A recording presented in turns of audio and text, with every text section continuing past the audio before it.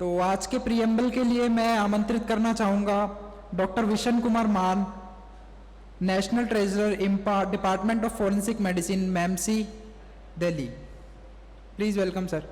सभी साथियों को जो अपना कीमती समय निकालकर इम्पा के 7वें दिल्ली कन्वेंशन में आए, उन सब का मैं स्वागत करता हूं। इस भू धरातल पे धरती पे बसने वाले SC, ST, OBC, converted minority, India से बाहर के सभी हमारे मूल निवासी समाज के लोगों को मैं जय मूल निवासी करता हूं। तो साथियों, जैसा कि हम सब जानते हैं कि हमने इम्पा, वाई इम्पा मतलब बुद्धिजीवी वर्ग वो वर्ग होता है जो कुछ भी करने से पहले 100 बार सोचता है और मंथन करता है कि इसका परिणाम क्या आने वाला है, और उसकी इसी कला की वजह से वो दुनिया के अंदर इकलौता होने के बावजूद भी सफलता को उपलब्ध होता है। हमारे लोग संगठन पहले बनाते हैं और सोचते बाद में कि करना क्या है, और दर्शन को उपलब्ध होना चाहते हैं, भीड़ को प्राथमिकता देते हैं। लेकिन इस दुनिया के अंदर जो हम मानव जाति है, इसका जो अभी तक वजूद बचा हुआ है वो भीड़ से नहीं बचा हुआ है, इंटेलेक्चुअल लोगों से बचा हुआ है, या तो बुद्धिजीवी लोगों से बचा हुआ है। तो इम्पा क्यों बनाया गया, क्या जरूरत आन पड़ी थी? हम सब लोग अपने अपने क्षेत्र में कुशल लोग हैं, दक्ष लोग हैं, लेकिन उसके बावजूद भी हमको संगठन की प्रासंगिकता महसूस हुई। क्यों महसूस हुई? क्योंकि हमको जो ट्रांसफर ऑफ पावर 1947 में हुआ, लेकिन उसके बावजूद भी हमारे अंदर जो बुद्धिजीवी वर्ग का निर्माण होना था वो निर्माण नहीं हुआ। हम लोग लिमिटेड एजुकेटेड लोग बन के रह गए। क्योंकि विद्या जिससे दुनिया बदली जा सकती है, जिससे हमारा समाज का कल्याण हो सकता है, वो विद्या ट्रेडिशनल विद्या नहीं है। विद्या के दो दृष्टिकोण हैं, एक अनुकरण करना, दूसरा रचनात्मक करना। तो रचनात्मक विद्या ये इंटेलेक्चुअल लोगों की पहचान है। तभी बुद्धा के घर में बुद्धा पैदा नहीं हुए, डॉक्टर बी आर अम्बेडकर के घर में डॉक्टर बी आर अम्बेडकर पैदा नहीं हुए, किसी भी महान घर के लोगों के घर में वो महान लोग दोबारा पैदा नहीं हुए, क्योंकि वो रचनात्मक विद्या को उपलब्ध नहीं हो पाए। तो हमारा जो समाज है, SC, ST, OBC, converted minority, आदमी, औरत और ट्रांसजेंडर, यानी कि भारतीय संविधान इन लोगों को अधिकार बहाल करता है, समान अधिकार बहाल करता है। तो इसके नाम पे हम समाज हैं। तो सहजमा आज समाज, जिनको समान अधिकार होता है वो समाज होते हैं। और लोग जो इस धरती पे भू धरातल पे कुछ लोग जीव हैं और कुछ मनुष्य हैं।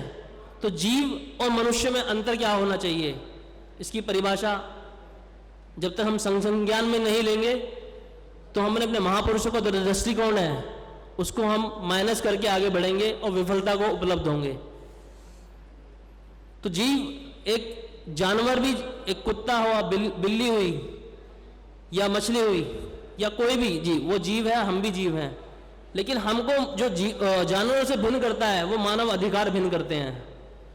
तो मानव अधिकार हमारे महापुरुषों ने सभी लोगों के लिए खोले। तो इससे पहले हम जो अधिकार वंचित थे, तो यानी कि हम इंसान नहीं थे, तो हमको जीव में रूपांतरित किया हुआ था, जानवरों में रूपांतरित किया हुआ था। तो आज के सब्जेक्ट जो हैं हमारे, status of OBC, SC, ST, converted minority as a provider and consumer at present in health care system, a critical analysis. तो इम्पा के माध्यम से अपने मूल निवासी लोगों के सामने हम ये सब्जेक्ट रखने जा रहे हैं जिसपे हमारे समाज के बुद्धिजीवी वर्ग अपने अपने विचार देंगे। दूसरा, रोल ऑफ इम्पा, मूल निवासी बहुजन doctor, medical professional is establishing socio economical health care and heterogeneous social system based on gradual equality. यानी कि हमारे समाज में जो लोग रहते हैं वो धर्म, पंथ, जात, क्षेत्र इसमें विभाजित हैं, पैथियों में विभाजित हैं, डिपार्टमेंट में विभाजित हैं, तो विभाजित लोग अधिकार हासिल नहीं कर सकते। तो इसके लिए ये सब्जेक्ट रखे गए हैं। Solution of the problem of मूल्यवासी बहुजन मेडिकल प्रोफेशन एंड मूल्यवासी बहुजन समाज is not possible without organizational strength. ये इस धरती पे 130 करोड़ लोगों के संज्ञान में से जो वंचित सवाल है वो है संगठन।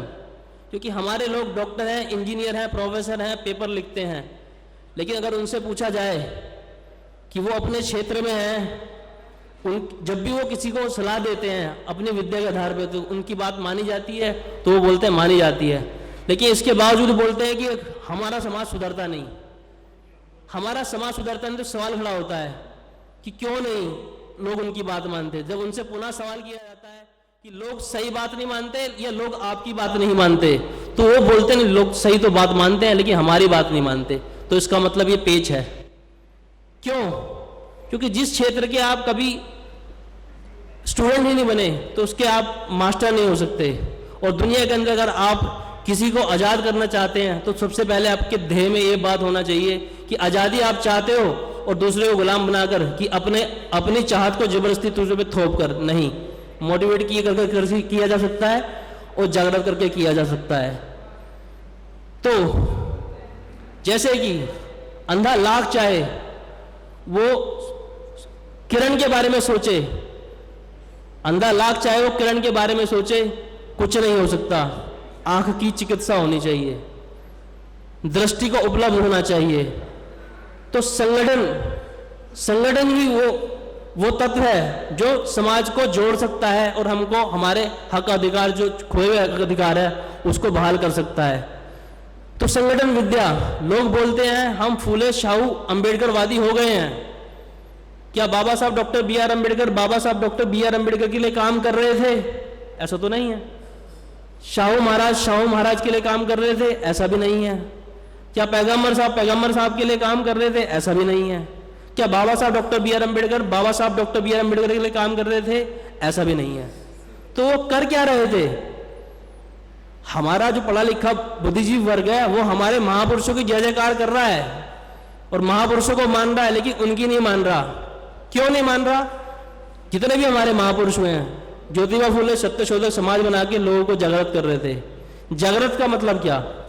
कि 6743 जातियों को जोड़ना, यह जागृति है। वो ये काम कर रहे थे और हमारे समाज को जो अधिकार वंचित है उसको समाज में अधिकार दिलाने का काम कर रहे थे। Doctor B R Ambedkar Scheduled Caste Federation बनाया, 49 ईयर लगाए, जीवन के आखिरी पड़ाव पे हमारे लिए अधिकार लेके आए। तो संगठन बैकग्राउंड में है। तो हमारे लोग बोलते हैं वाई, तो वाई इम्पा, इसलिए इम्पा कि हमारे महापुरुष जो करना चाहते थे वो ही इम्पा करना चाहता है। इस देश के अंदर इस सोसाइटी को डीकास्टलेस, मतलब कास्ट सिस्टम को खत्म करना, ये हमारी प्राथमिकता है। संगठन बनाया बाद में गया, इसको पहले निश्चित कर दिया गया कि ये किस उद्देश्य के तहत काम करेगा, किस विचारधारा के तहत काम करेगा। तो इम्पा क्यों जरूरी है, इस मन से मैं सभी लोगों को बताना चाहता हूं कि दुनिया के अंदर, इंडिया के अंदर बहुत सारे विभिन्न संगठन चल रहे हैं, लेकिन उनकी किसी की भी एक संगठन की निर्मिति इसलिए नहीं है कि वो इस देश के अंदर कास्ट सिस्टम को खत्म करे। दूसरी बात, वो आपके अंदर योग्यता का निर्माण नहीं करते। इम्पा एक लौता ऐसा संगठन है जो आपको 6743 जातियों को जोड़ने का हुनर आपके अंदर विकास हो, इसके लिए आपको वचनबद्ध है, इसके लिए आपको ट्रेनिंग देगा। आप ऑक्सफोर्ड में पढ़ सकते हैं, हार्वर्ड में पढ़ सकते हैं, लेकिन ये विद्या कहीं भी हासिल नहीं कर सकते। और दूसरी बात, no academic degree in the world can get you success in your मूल निवासी बहुजन आंदोलन।